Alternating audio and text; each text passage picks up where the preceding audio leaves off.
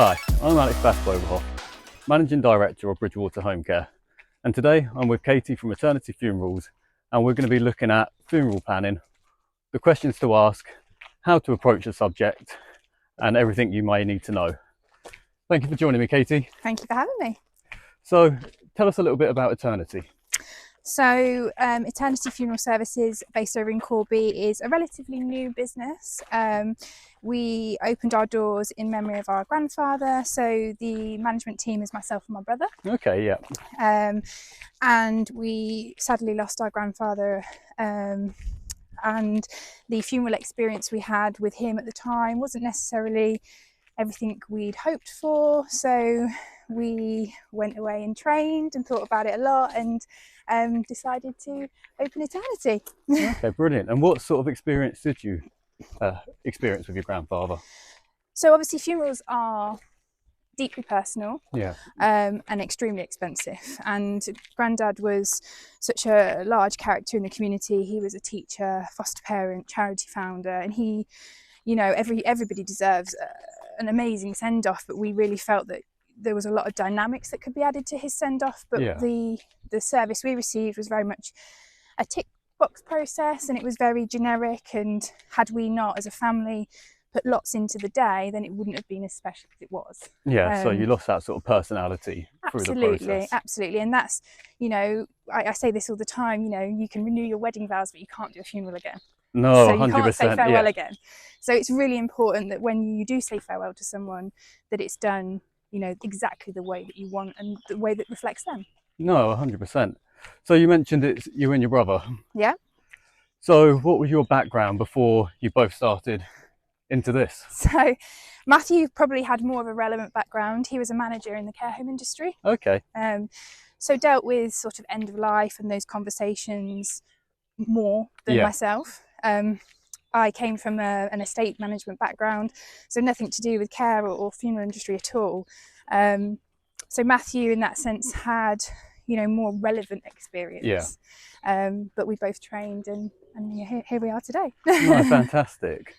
So you've mentioned sort of the experience that you had with your grandfather, and that led you to starting this. Yeah. So what makes Eternity different from other funeral directors? So we are independent. We're not part of any larger groups. We're family run. So in general, anybody that you see or deal with at Eternity is a family member. The only time we ever have to sort of subcontract out is for like pallbearers and things, because our family isn't big enough. But from that very first phone call that you make until the funeral day and beyond, you'll always have the support of the family. Okay, and brilliant. You know, if someone makes a first call and an initial inquiry, the whole family know about that person. So then if somebody rings back and gets through to a different family member, we all know who that person is. So it is really personal to that person's experience, absolutely. Not just another being passed through the call centre as such. Absolutely. And if you approach us prior to a loved one passing away, you know, it's really important that that person that you spoke to on the end of the phone ultimately is a person who's there for you when that time comes. No, 100%. So you've got the sort of personal experience and that continuity through the process. Mm-hmm. What else sort of makes you different in terms of the support or the care you provide, either to the loved ones or to the person themselves? So we always said that we wanted to offer wraparound care model. Yeah. So that would be from before somebody passes away to, you know, the months and years to come after that loved one's gone. Yeah.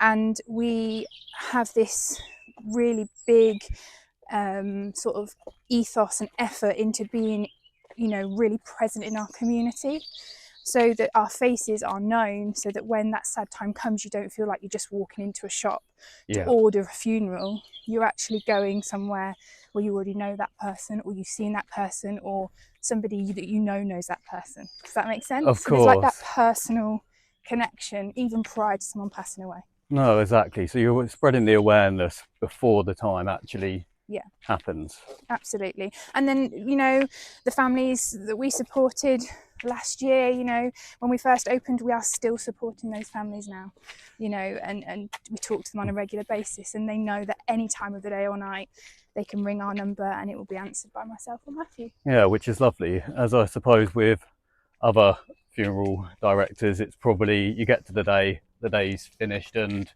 that's the last you hear of them, unfortunately. Yeah, no, definitely, particularly with your corporate companies or bigger independents. Generally, the roles are more strict, so you'll Yeah. have like somebody who plans the funeral, somebody who directs the funeral, somebody who looks after the person. There's very defined roles, Yeah. whereas Matthew and I sort of merge into everything along with the rest of the family, so that that person gets we can do everything for that person. No, of course. So you mentioned about trying to raise the awareness prior to needing yourselves. Mm-hmm. So when would be the right time to funeral plan?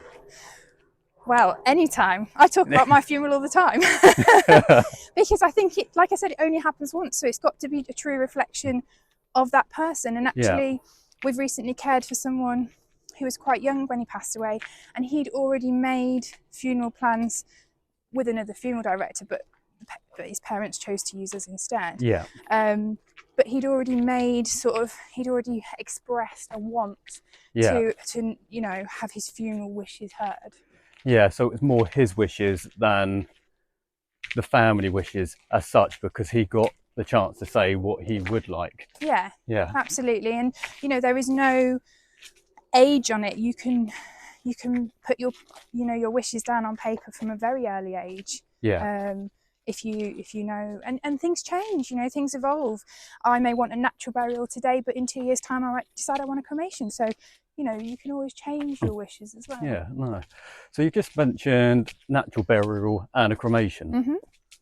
So for someone who doesn't or hasn't ever looked into funerals, what type of burials, cremations, or type of funerals are available to someone?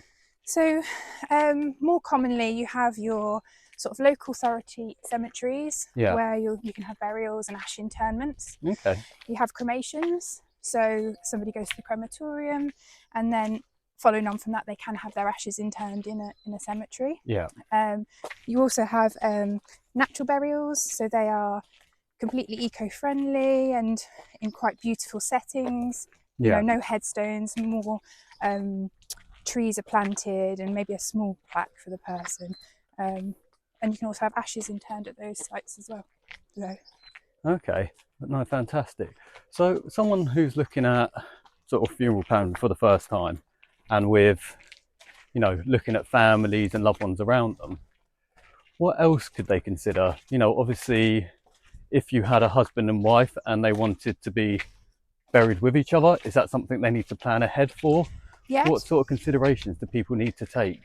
So if you want to be buried next to each other, it's always advisable to buy the adjoining plot of land, whether that be at a natural burial site or a local authority or a churchyard. Yeah. Obviously, we didn't touch on that. You can be buried in a churchyard as well. Ashes can be interned there as well. But yes, definitely things like that. If you want to be together, it's always good to plan ahead. No, brilliant. And when you're looking at funeral planning, what other type of things do people need to consider which they may not actually think about until the time it's needed? So there's so much, you probably one really good thing that we get asked a lot is about payment of a funeral. Yeah. So this is a really good tip actually for anybody who's watching. So when somebody passes away, their bank account is put into sort of like a void mode, so it sort of stops being active. Yeah. But if your loved one's funeral is going to be paid for out of their own estate, Yeah. the bank will release that money to a funeral director. Okay. So the family don't need to worry if the funds aren't readily available, but the money's sort of locked up in that bank account. Yeah. As long as you take an invoice from your funeral director and their death certificate, the bank will release that to the funeral director, for the family. Okay, that's really interesting, because probably a lot of people are concerned about the cost of a funeral straight away. Yeah. Because, like you said, it's expensive. It is. So then to suddenly worry about not only the stress of, and where you're feeling upset and overwhelmed already about the passing of a loved one, to then have to worry about how are you going to fund their send-off, must be quite overwhelming and distressing for some people. Definitely. So it's always worth asking questions. There is other like finance options and things, but the more common question that we get asked is, can we pay for it out of mum, dad's, whoever's bank account? Yeah. And that is absolutely possible. Okay, fantastic. And how would you advise someone to approach the discussion of funeral planning? Maybe it's a son and daughter needing to have a conversation with their mum or dad. How do you go through and start that conversation? Because let's be honest, it's not really a conversation many or any of us really want to have. No. So you'll probably tell from the way I'm dressed, we're quite different to most funeral directors. And I think the funeral industry is often related with quite a morbid outlook and, you know, scary and things like that. Whereas if you break it down and actually look at, you know, your personal wishes and not look at the scary side of it, more like a casual conversation. Because nobody wants to think about dying, do they? Let's be honest. Exactly. Nobody wants to think about dying. But it's, you know, it's more about, it's not a scary thing, you know, and if you choose the right funeral director, you will get that personal approach to it. Okay, no, brilliant.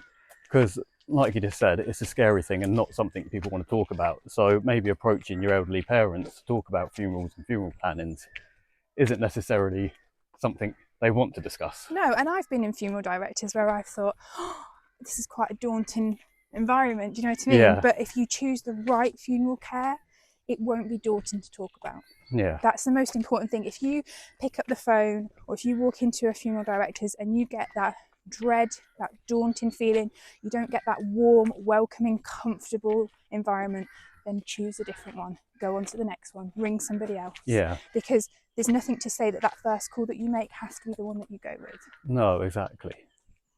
And what is the experience from the initial contact with yourself? What happens? So if I was looking to start discussing funeral planning and I call yourselves, what sort of is the process from the initial contact through to the day? So if someone passed away, you mean? So it depends where they've passed away. If they've passed away in hospital, there's no immediate rush to go and collect that person, although at Eternity we like to collect them as soon as the hospitals will release them. Just because we know that they're in our care then, and you know it's our responsibility to look after them. And the families know where they are, which is really important. If somebody passes away at home or in a care home and it's expected, then the funeral director will be allowed to go and collect that person and bring them into their care. Okay. But that has to be done once the person's passing has been certified by a medical professional. So there is sometimes a bit of a time element there, but so we bring them into our care. And Matthew and I work really differently. We're always texting families and keeping them up to date that way. We're very, you know, very communicative. So we will let the loved ones know once that person's in our care that they're resting peacefully. We'll be led by them basically. We may give them a few days before we go on to the planning. You know, some of them want to do it straight away, you know, the next day, but we're just led by that family. So you'll have a planning meeting. Where you'll come together with your funeral director and you'll discuss how the day is going to look. And that's the initial meeting, and that can take, you know, a couple of hours because there's a lot to talk about. Of course. But in the coming days after that, once you've got your date for the funeral, you know, there may be other meetings that take place. You may want to come in and help design the order of service, for example. Or you may want an input into a visual tribute or something like that. So there is time afterwards to plan everything. You may also want chapel of rest visits. You may want to come and visit your loved one. So things like that. You'll need to think about perhaps some clothes that you might want them to wear, whether you're having a chapel of rest visit or not. You need to think about things like wake venues, if you're having a celebration of life after the service, where you want the service. It doesn't have to be in a crematorium, it doesn't have to be in a church. A funeral service can be held anywhere. Okay, fine. Obviously the burial or the cremation has to take place in a certain place. But the actual celebration itself, you know, could be in a marquee, in a field, it could be in Dad's favourite social club. Something that represents them, not necessarily just a church or a venue next side of it. It can be something that really celebrates their life and what was unique to them rather than a generic setting. 100%. And that's really important. I don't think many people know that you could actually do that. So no, exactly. Really, really important. And then on the day of the funeral, obviously we arrange all the logistical things like the flowers and the vehicles and things like that. And we really stress to the family that on that day we want them to worry about nothing but their loved one. Yeah, of course. So we tend to take on board absolutely everything to do with that day, whether that be arranging the celebration of life afterwards, whether that be setting a memory table up at the wake, things like that. We take on board everything. No, which is lovely, isn't it? In that respect. And then obviously afterwards, if your loved one's cremated, you may want to collect the ashes if that's something that you want to do. You may want to intern the ashes. So there's lots of steps that you have to go through. Yeah. But none of it should be overtaxing or daunting. Yeah. And all of those steps, is that something you can help people with? Absolutely. Every step of the way, Every and step. give them the different options and advice what may be available to them? Yeah, definitely. Did you know you can send ashes into space? I didn't, so there you go. So there are lots of options. And yeah, we go through them all with people. Once we've found out about the character. Exactly, and I think that's important. And I think where you touched on before, that doesn't matter who initially took the phone call, you tell everybody within the family or within the business as such about that person. So no matter who picks up the phone on the next time, they're already aware of this person and their personality as such. Yeah. So it always feels like they're connected to you rather than just being through the process. And at least then when you are giving advice, you're all talking about the same person, not just another name. Yeah, 100%. And I think that's another thing that makes us, truly, truly special. We have a deep connection with every family we serve. Yeah. Every single family. And, we've made so many friends and continue to support families. That's really important to us.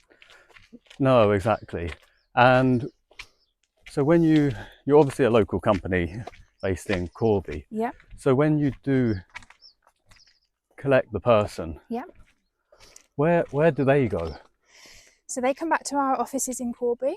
Okay. We do have mortuary facilities in Corby. And I think that's so important as well. Another good thing to highlight is to find out where your loved one's going to be. Yeah. Because sometimes when you use bigger corporate companies or larger independents with multiple branches, sometimes where you think your loved one is isn't actually where they are. So, okay, fine. So they're not always taken back to the same place that you've called. No, and you could walk past that shop front the next day in Market Harbour, for example, and think, auntie's there or mum's there. They're actually probably not. They could be like 20, 30, 40 miles away. Okay, wow. Being looked after in a care centre for that, for quite a large area. Yeah, but everybody's cared for at your premises. Everybody's cared for at our premises, yeah. No, fantastic. By our team, which is really important. No, it is.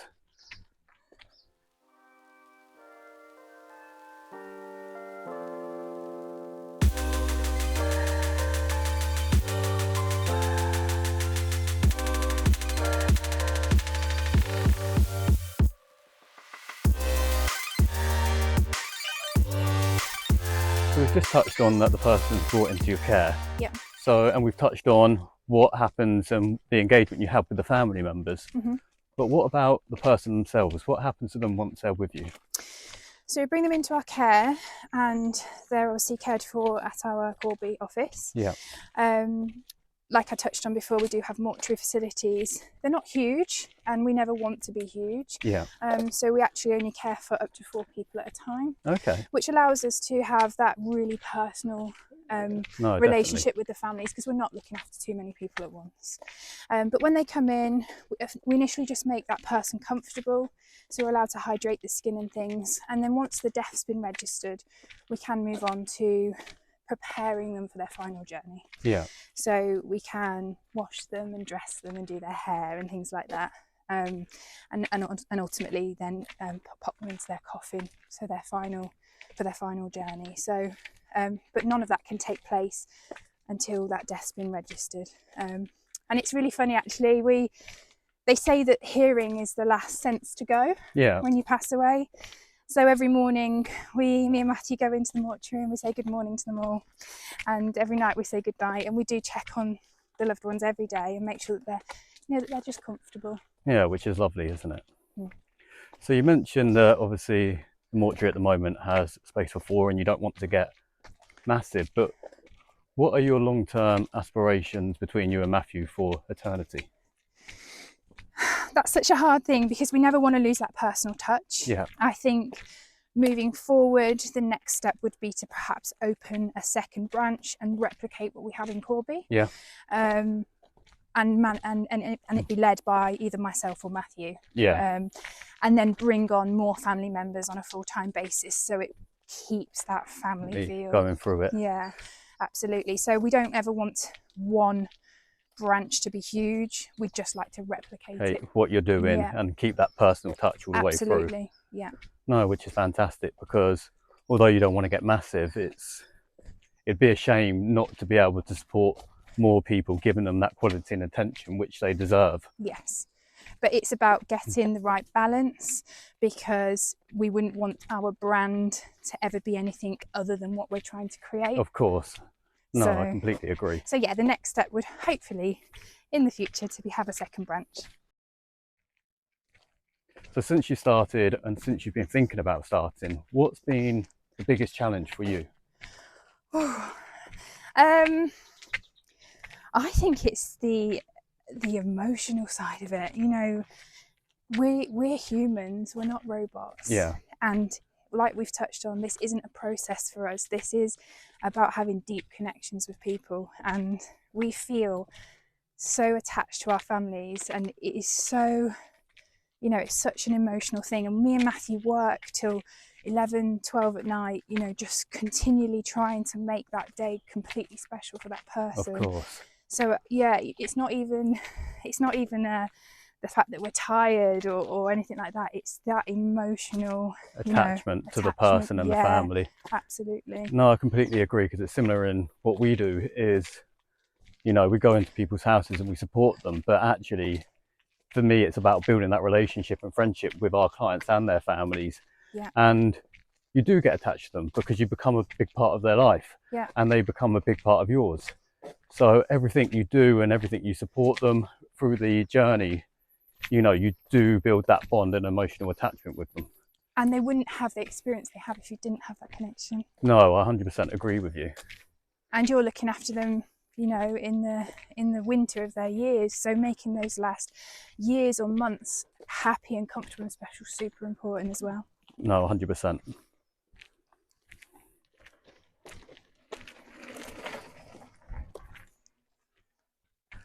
So we've spoken about your biggest challenge. Yeah. What would you say is the most rewarding part about what you do?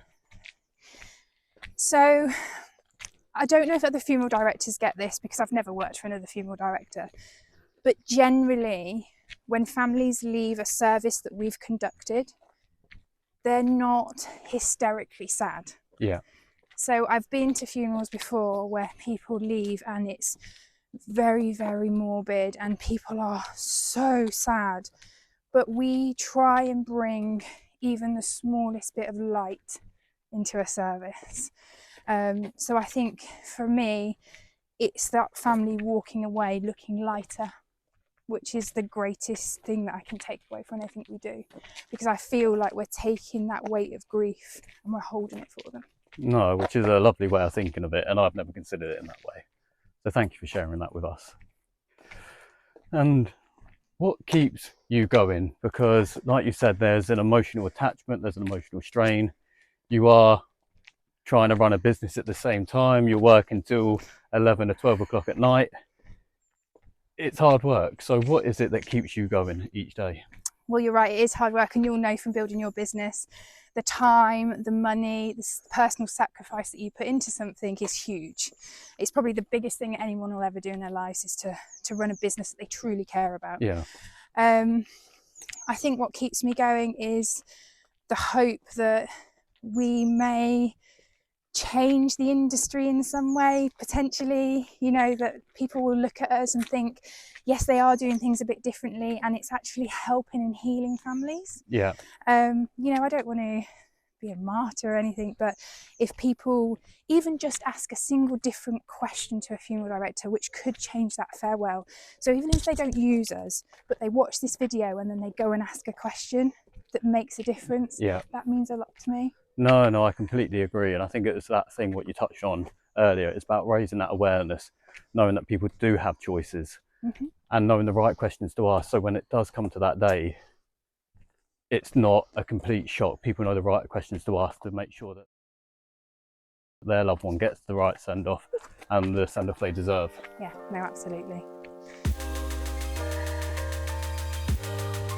No, thank you for today, Kate. It's been lovely to hear about how personable you are and how you provide that true attention and quality to not just the person you're supporting, but their family and members as well. You know, it really resonates on what we try and do with our clients, that it's about that holistic approach of not just supporting one person, it's about bringing everybody together and truly trying to make a difference in that person's time with us. Yeah, and not fitting them into one box or, you know, ticking a certain box to say that's been done, that's been ordered. You know, you are tailoring your care the same as we do.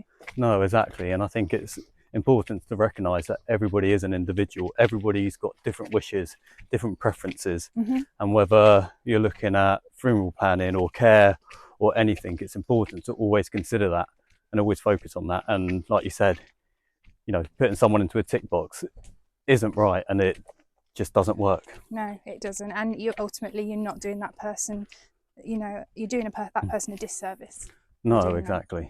So, thank you for having me. No, it's been a pleasure. Thank you. And I think we found a lot of similarities in our businesses, and I wish you all the best, Alex. No, thank you. So thank you for joining us today on our episode of Building Bridges, where we've had Kate from Eternity Funerals, and we looked at questions to ask, when to potentially plan for a funeral, how to engage with that initial conversation, and we've learnt the fact that you can send ashes into space. We hope you join us on our next episode.